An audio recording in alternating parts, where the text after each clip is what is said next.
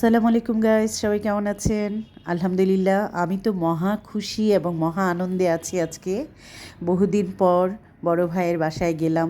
ভাবির হাতের এরকম আদর সোহাগ পেয়ে বেশ ভালো লাগলো। কারণ বড় ভাবি মানেই তো মায়ের আদর। অনেকটা মায়ের আদর পেয়ে আসলাম।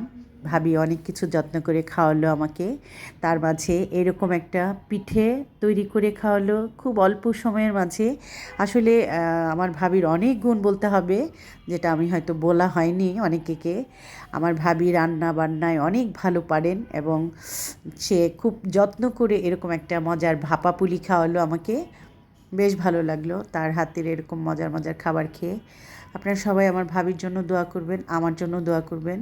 সবাই ভালো থাকার চেষ্টা করবেন। আর এভাবে শীতের দিনে ভাপা পুলি বা আরও বিভিন্ন রকম পিঠা আছে যা তৈরি করে সবাই খাবেন। আমার জন্য দোয়া করবেন। ভালো থাকবেন। আল্লাহ হাফেজ। আসসালামু আলাইকুম।